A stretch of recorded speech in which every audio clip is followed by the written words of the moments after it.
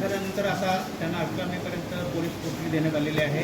नेमकी आपली प्रतिक्रिया काय असेल यावर? निदा खानला अटक करेपर्यंतची कोणाच्या आश्रयाखाली होती? कोण तिला आशीर्वाद देत होता? या निदा खानने कॉर्पोरेट जिहादच्या नावाने आपल्या या हिंदू राष्ट्राला इस्लाम राष्ट्र बनवण्यासाठी मनसुबे आखलेले, आमच्या असंख्य हिंदू माता भगिनींना तर धर्मांतर करण्यासाठी तिने पुढाकार घेतलेला, ती नेतृत्व करत होती. अशा निदा खानला अटक MIMच्या कॉर्पोरेटरच्या घरी केलेला आहे. तिला इम्तियाज जलीलचा आशीर्वाद होता म्हणून मी पहिल्या दिवसापासून बोलत होतो. आम्ही नेहमी हा विषय मांडतो की ही MIM नावाचे हा जी काही राजकीय पक्ष आहे ती एक दहशतवादी संघटना आहे. PFI, ISI, अल-कायदा हे त्याच्यामध्ये आणि MIMमध्ये काहीच फरक नाही आहे. कारण का ते लोक पण जिहादच पसरवतात. याच्या अगोदर पण मुंब्राची ती कॉर्पोरेटर तिची पण पार्श्वभूमी कोणाला माहीत नाही म्हणून तिचं नगरसेवकचं पद गेलं. ती पण MIMचीच होती. आता हे पण MIMच्याच लोक या जिहाद पसरवणाऱ्या लोकांना आशीर्वाद देत आहे. म्हणजे नेमकं तो राजकीय पक्ष विधायक आणि सामाजिक कामं करण्यासाठी आहे की जिहाद्यांना आश्रय देण्यासाठी आहे? म्हणून जसं PFIला आपल्या भारतामध्ये बॅन करून टाकलेलं आहे तसं लवकर या MIM नावाच्या दहशतवादी संघटना जी आहे ज्या माध्यमातून फक्त जिहाद केला जातो त्यांनाही लवकरात लवकर त्यांच्यावर बंदी टाकली पाहिजे. आणि त्या इम्तियाज जलीलला पण अटक केली पाहिजे. त्या कॉर्पोरेटरला पण अटक, नगरसेवकाला पण अटक केली पाहिजे. निदा खान हा फक्त मुखवटा आहे.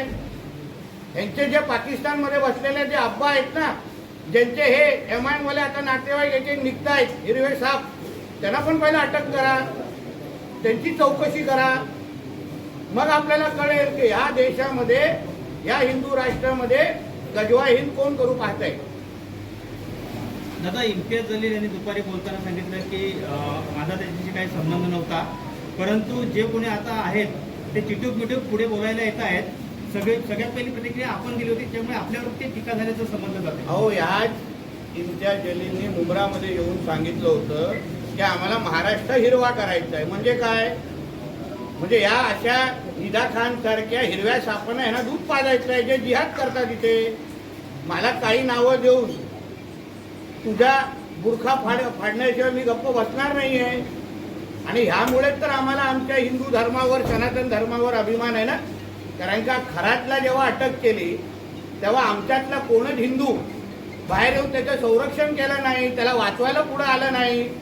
कारण का त्यांनी माता भगिनींचं आयुष्य खराब केलं होतं. म्हणून कुठलाच एक हिंदू, मग तो राजकीय क्षेत्रामध्ये असेल कुठलाही, संरक्षण द्यायला पुढे आला का? पण ह्यांच्यातले कोणी तुम्ही जिहाद करा, कोणाचं धर्मांतर करा, तरी हे लोक वाचवायला पुढे येतात. आणि मग आमच्यावर का टीका होते आम्ही हिंदू मुसलमान करतो? अहो, तुम्हाला ज्या राष्ट्रामध्ये तुम्ही राहता त्या राष्ट्राचे संविधान, त्या राष्ट्राचा झेंडा, त्या राष्ट्राचा राष्ट्रगीत हे तुम्हाला मानायचं नसेल, नुसतं जिहाद करायचं असेल आणि जिहाद करणाऱ्या लोकांना तुम्ही संरक्षण देत असाल तर ही सगळी हिरव्या सापांची घाण आता एकदाच साफ करण्याची वेळ आली आहे. निदा खानला पोलीस कस्टडी सुनावल्यानंतर आता तिला दिवसातून 2 वेळा तिच्या आईला भेटण्याची परवानगी दिलेली आहे. हे ठीक आहे, तो बघा, तो माननीय न्यायालयाचा निर्णय, तो कोर्टाचा निर्णय. पण निदा खान हा फक्त मुखवटा आहे, हा फक्त चेहरा आहे. त्याच्या मागचा जी काही ताकद आहे, जो काही अब्बा आहे ना, ती अब्बा पाकिस्तानमध्ये बसलेला जो काही जिहाद करतो त्यांच्यापर्यंत पोहोचणं हे आमचं देवेंद्र फडणवीस साहेबांचं सरकार करणार आहे. तुम्ही फक्त टप्प्याटप्प्याने बघा होतं काय.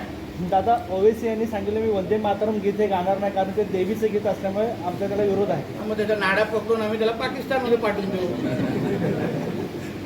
या अशा हिरव्या सापांच्या आम्हाला काही गरज नाही आहे. वंदे मातरम हे आमचं राष्ट्रगीत आहे, देशाचं गीत आहे. त्याला हे म्हणायचं नसेल तर त्यांनी पाकिस्तानमध्ये निघून जावं. आणि ज्या दिवशी वंदे मातरम सुरू असेल आणि ओवेसी अगर बोलताना दिसला नाही आणि तो नेमका अगर महाराष्ट्रात असेल तर पैजामा काढून त्याला हैदराबाद पाडून देऊ आम्ही.